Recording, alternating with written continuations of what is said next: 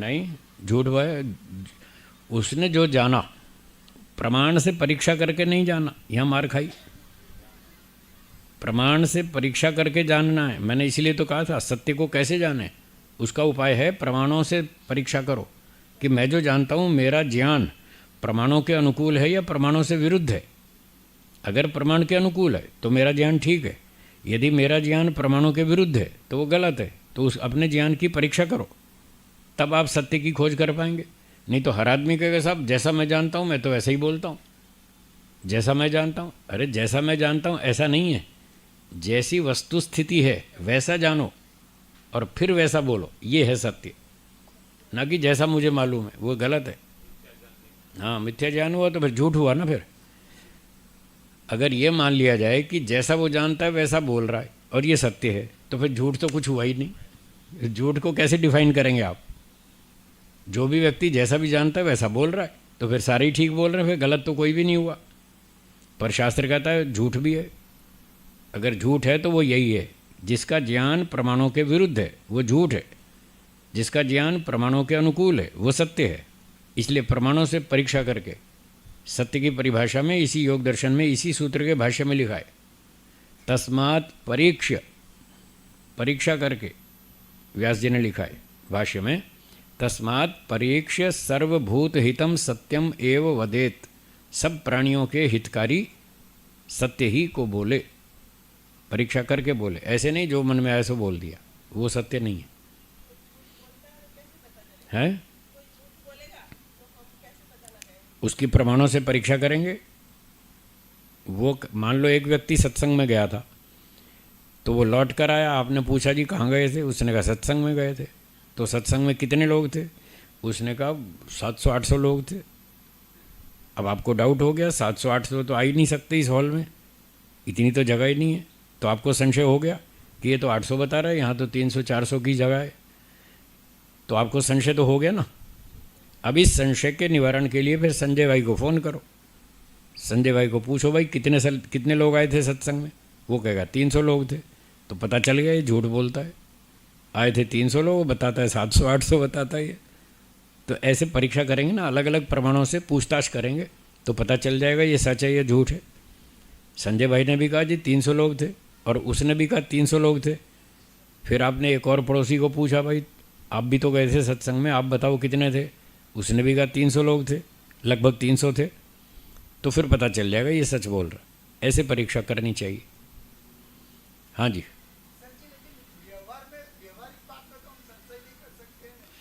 करना पड़ता है, बहुत जगह पर करना चाहिए। संशय जो नया व्यक्ति है जिसका हमें पता नहीं ये सच बोलता है या झूठ बोलता है, उस पर संशय करना चाहिए। आप ऐसे हर एक पर विश्वास करते जाएंगे तो लोग आपको लूट लेंगे, फिर लूटने के बाद पता चलेगा हम तो पिट गए। संशय करना चाहिए। केवल ईश्वर है जिस पे संशय नहीं करना चाहिए। क्या बोला? केवल एक ईश्वर है जिस पर संशय नहीं करना चाहिए, बाकी सब पर संशय करना चाहिए। क्योंकि बाकी जितने भी लोग हैं वो अल्पज्ञ हैं, अविद्याग्रस्त हैं, स्वार्थी हैं, लोभी हैं, क्रोधी हैं, अभिमानी हैं, पता नहीं क्या क्या दोष भरे पड़े हैं। उन दोषों के कारण वो झूठ बोलते हैं। और जानबूझ के ना बोलें तो अनजाने में तो फिर भी बोल ही सकते हैं। इसलिए संशय करना चाहिए। हमारे शास्त्रों में लिखा है विमृश्य पक्ष प्रतिपक्षाभ्याम अर्थावधारणम निर्णय। यहाँ तो लिखा है विमृश्य, पहले संशय करो। लिखा है हमारे शास्त्र में, न्याय दर्शन में, जब भी कोई बात की खोज करनी हो तो पहले संशय करो कि आत्मा नित्य है या अनित्य है, पैदा होता है या मरता है या नहीं मरता है, पैदा होता है या नहीं होता है, मरता है या नहीं मरता है, ईश्वर न्यायकारी है या अन्यायकारी है। वो तो कहता है ऐसी ऐसी बातों पर भी संशय करो, फिर प्रमाणों से परीक्षा करो। जब प्रमाणों से परीक्षा हो जाए और ठीक निर्णय हाथ में आ जाए फिर संशय नहीं करना। जब परीक्षा हो जाए, निर्णय हो जाए, उसके बाद फिर संशय नहीं करना। फिर बार बार संशय करोगे तो फिर आगे लिखा है शास्त्रों में संशय आत्मा विनश्यति, फिर उसका सर्वनाश होगा। जब सत्य बात पर भी संशय करेगा उसका विनाश होगा। ठीक है जी? है जी? हाँ हाँ बुलवाया, हाँ बुलवाया था।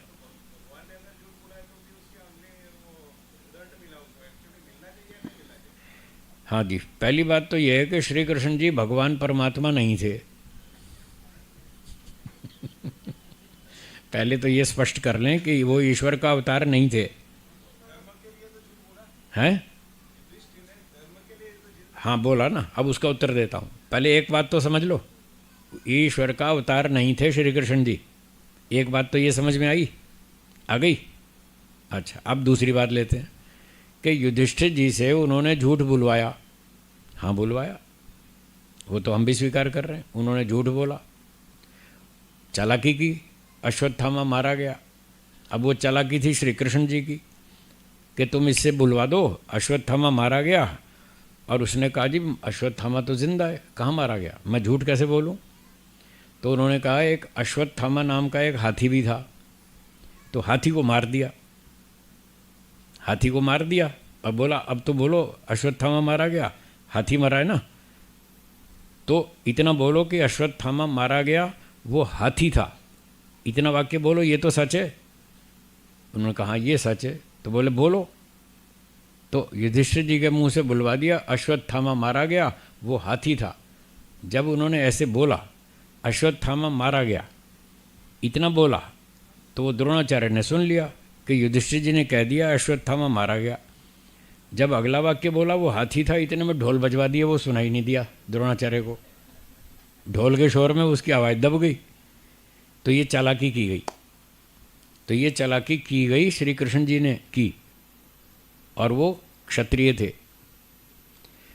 क्षत्रिय को, राजा को युद्ध में चालाकी करने का अधिकार है, ये राजनीति शास्त्र में लिखा है। धर्म की रक्षा के लिए, देश की रक्षा के लिए, सत्य और न्याय की रक्षा के लिए राजा को अधिकार है, सबको नहीं।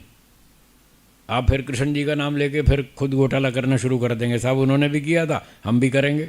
आप राजा नहीं हैं, आपको छूट नहीं है, जनता को छूट नहीं है, व्यापारी को छूट नहीं है झूठ बोलने की, ब्राह्मण को छूट नहीं है, सिर्फ राजा को है, क्षत्रिय को, जो प्रशासनिक अधिकारी है, सिर्फ उसको छूट है। वो भी स्वार्थ के लिए नहीं। आज तो ये सारे राजनीति वाले अपने स्वार्थ के लिए झूठ बोल रहे हैं, ये सब अपराधी हैं, इनको सबको दंड मिलेगा। फिर आप कहेंगे दंड बार बार सुनाते हैं। मैं करूं क्या, सुधार का दूसरा कोई उपाय नहीं है, दंड के बिना और कोई उपाय नहीं है।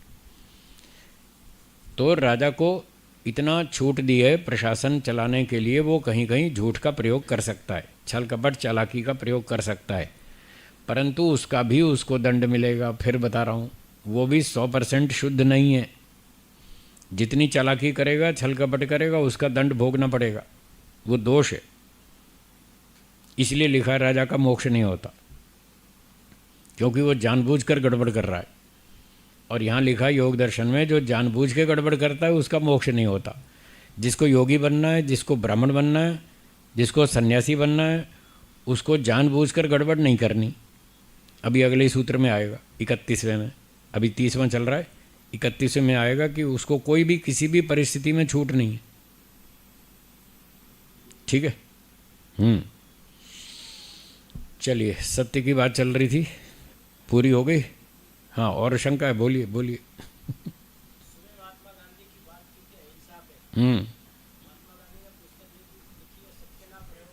ठीक है।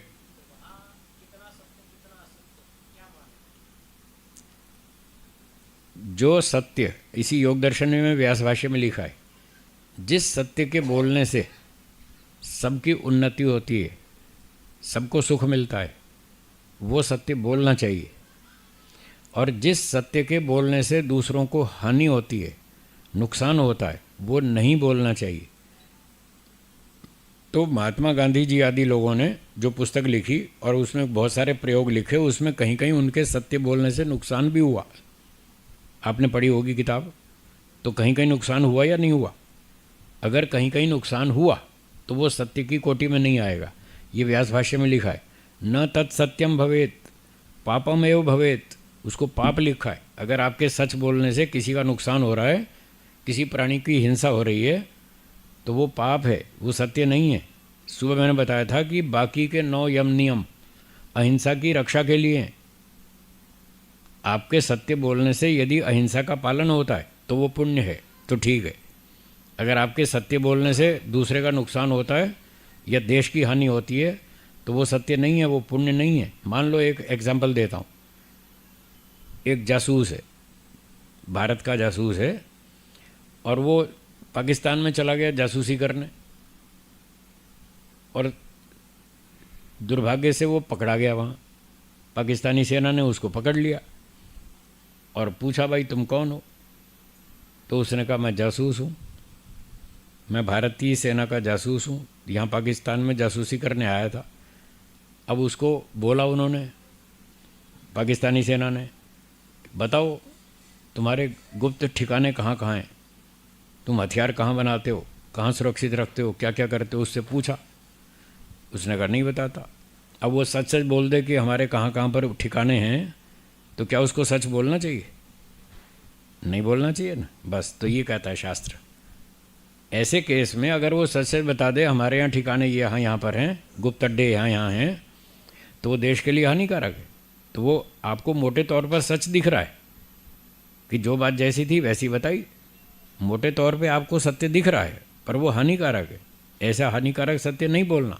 वहाँ क्या करना? चुप रहना, झूठ नहीं बोलना, सत्य भी नहीं बोलना, झूठ भी नहीं बोलना, चुप रहना, नहीं बताते। मौन रहने का विधान है, शास्त्र में मौन रहने का विधान है, झूठ बोलने का नहीं है। या तो सच बोलो या मौन रहो, नहीं बताते। ये प्रेस वाले आते हैं, कई मिनिस्टरों के आगे पीछे घूमते हैं, पूछते हैं, हाँ साहब इसमें आपका क्या जवाब है? वो कहते हैं नो कमेंट्स, हम नहीं बताते, हमारी पॉलिसी है, हम नहीं बताते। तो इतना अधिकार है मौन रहने का, झूठ का नहीं। तो ऐसे अवसर पे नहीं बताना चाहिए, सच नहीं बताना चाहिए। तो फिर किसी ने कहा जी वो तो उसकी पिटाई करेंगे हैं, उसको प्रताड़ित करेंगे, यातनाएं देंगे। तो दो, वो यातना भोगेगा, तैयार है। अगर पिटाई से इतना ही डर लगता था तो सेना में क्यों गए? अपनी कोई मिठाई की दुकान चलाते, कोई लकड़ी बेचते, तो यहाँ क्यों आए सेना में? सेना में घुसते हो तो जान हथेली पर, सर पे कफन बांध के चलो, ये वहाँ कुछ भी हो सकता है और हम उसके लिए तैयार हैं। जो भी होगा देखी जाएगी, पर देश की रक्षा करेंगे, देश के हित में बोलेंगे, जो भी बोलेंगे, देशद्रोह नहीं करेंगे, देश के साथ धोखा नहीं करेंगे। इतनी हिम्मत वाले को सेना में जाना चाहिए। फिर या तो वहाँ पर अपना काम करके चुपचाप निकल आए, और पकड़ा गया तो कोई बात नहीं, फिर वहाँ मौन रहेगा, वहाँ नहीं बोलेगा। ऐसे करना चाहिए। हो गया, चलिए आगे चलें चलिए, तो ये सत्य की बात हुई। सत्य का प्रयोग करें। जो व्यक्ति सत्य बोलेगा मस्त रहेगा, नो टेंशन, उसको टेंशन कभी नहीं होगी। जो सच बोलता है डरेगा नहीं कभी, निर्भीक होगा, निर्भय होगा। झूठ बोलने वाला डरता है और टेंशन में रहता है, पता नहीं कब मेरी पोल खुल जाए, कब मैं फंस जाऊंगा। वो हमेशा डरता रहता है। चपरासी से भी डरता है, चपरासी भी उसको ब्लैकमेल करता है, मेरा काम करो नहीं तो तुम्हारी पोल खोल दूंगा तो झूठ बोलने में कोई फ़ायदा नहीं है। नहीं बताता।